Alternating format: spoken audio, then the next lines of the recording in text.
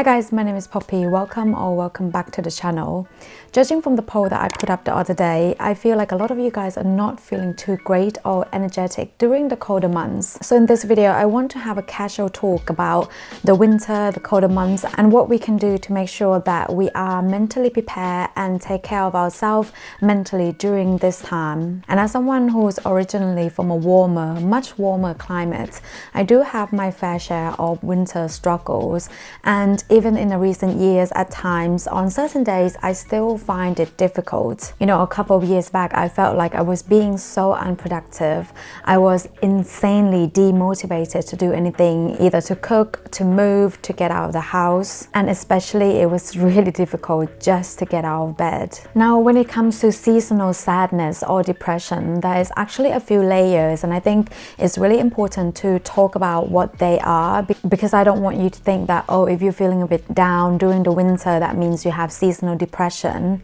Some people may call this winter blues, which is quite normal and is typical happening during the autumn and winter time when it's get a little bit colder and you feel a little bit sluggish, you feel a bit down, low energy, and perhaps a little sad. However, if these feelings or winter blues are actually also affecting other areas of your life, so for example, your relationships, your work, your happiness, and you feel hopeless and depressed about life, then there is an actual medical term for it, which is the seasonal affective disorder, or SAD. And although these tips that I'll be covering in this video might help a lot of people and might help you feel a little better in the short term, however, if you have a medical problem which is SAD, then I would highly suggest you to seek professional help from your GP or doctors. But here are the things that I have been doing that you can as well to stay hopeful, positive, energetic, and productive during the colder months. Now, one of the reasons why we get really tired and lack of energy during the colder months is because the lack of sunlight,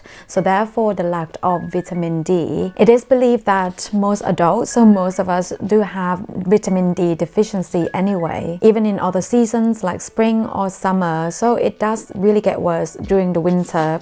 Now, the NHS actually recommends that people in the UK taking 10 mcg, I don't think that's milligrams, maybe micrograms. So yeah, 10 mcg micrograms of vitamin D on a daily basis. Another one that I have taken myself and combining with vitamin D, I find they work really well, which is the omega-3 fish oil. Now, this is because there was a study done in Iceland, and you know Iceland is extremely cold most time of the year. However, Icelandic people are believed to be least suffering from seasonal depression comparing to other group of people, and that is believed to be because their consumption of fish. Another one that I haven't tried myself, but I do think it might make sense to incorporate, is the melatonin supplements. Melatonin is a vital hormones in our body, and it gets a little bit low during the colder months, and abnormal melatonin level is linked to seasonal depression. And the second one is actually, I think mindset does have something to do with it. We all like to be productive and super productive, getting things done all the time, and you know, I am guilty of that myself. However, people in certain countries, for example in Denmark, in which people endure some of the longest winter months in the world, do actually have the right mindset to cope with the colder months. In Denmark, people embrace the concept of hygge. If you've seen Frozen, then you definitely know what I'm talking about here. I actually went to see Frozen musical a couple of months ago, and it was fantastic. Highly recommended. But hygge actually means embracing the cold, the coziness, spending time at home, slowing down, basically hibernating, spending time with your friends and family at home. And you can also use this time to sort of sit down and reflect on the year or plan things in the following year. You know, I think it's nice sometimes to sort of like know that we can't just keep going at it all the time. There are going to be certain times of the year where you just need to slow down and reflect and perhaps like hibernate a little bit. So having the right mindset and having the understanding that you just can't be active and productive all year round is actually beneficial and probably helpful when it comes to our moods during the winter months. Outdoor activities, I think, is also important. I personally feel so much better this year and last year since I got my dog, because now even in the colder months I have to go outside and walk him regardless.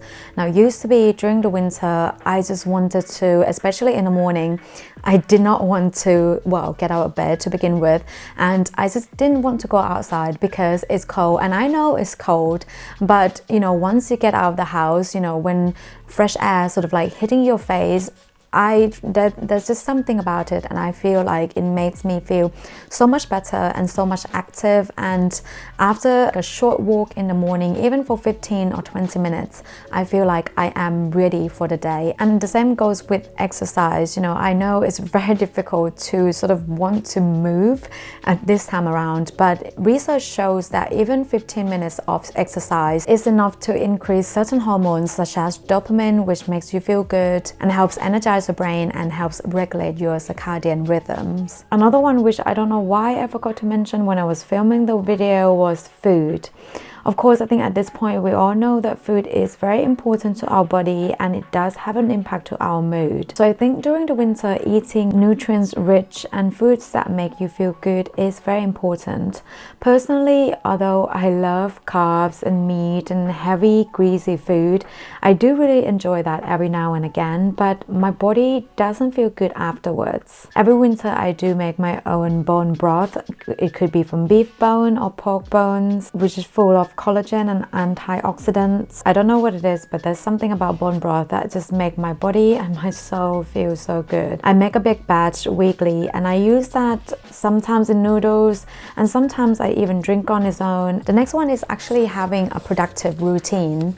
You may have heard this already, but on a daily basis, an average adult makes around 33,000 decisions per day. And I can tell you this, that the more you think about whether or not you should be doing something, the more likely you're not going to do it, especially when the weather is cold and you just feel like you don't want to do anything. However, if you make things a routine consisted of things that you find important for your physical health, your mental health, and of course other things, other chores that you need to get done in life, then it's more likely for those things to get done than not. Another routine that is extremely important, actually any season of the year, but even more important during the winter time when you're a little bit weak, is your sleeping routine, because sleeping has a huge impact on our moods. Because without a regulate, adequate and quality sleep, your body clock is disrupted, which in turn disrupts your cortisol hormone level, which is also one of the important hormones that helps regulate the normal functioning of your body. There's a few things that you can do to help improve not just the quality of your sleep, but also the consistency of your sleep. And the first thing you can do is go to bed and wake up at the same time. It's also important to sleep in a cool, dark room because that helps improving the quality of your sleep. Do not use electronics in your bedroom. And let me tell you, I understand how difficult that is.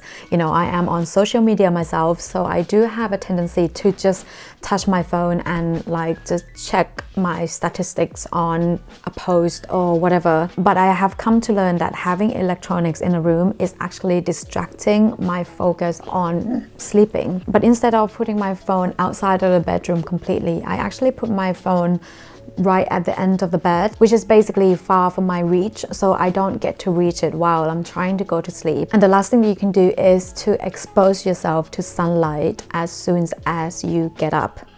Now, this is obviously proven to be difficult if you're living in a cold climate during middle of the winter, because most likely at the time that you get up, there is no sunlight. However, I've been using this sort of clock with a light on. Let me see what it's called. It's actually called Lumi body clock. So what it does is when the alarm comes on in the morning, the clock will produce some light as well, which is an imitation of sunlight. So I find that fairly helpful in the winter months. It's definitely helpful enough to get me sort of get up in the morning and, you know, start reading or studying. So yeah, definitely recommend it if you're looking for something that can give you some light source first thing in the morning so that you have that motivation to get up. Sorry, drizzle is definitely not settling this morning. And the last one I want to put on the list is socialize.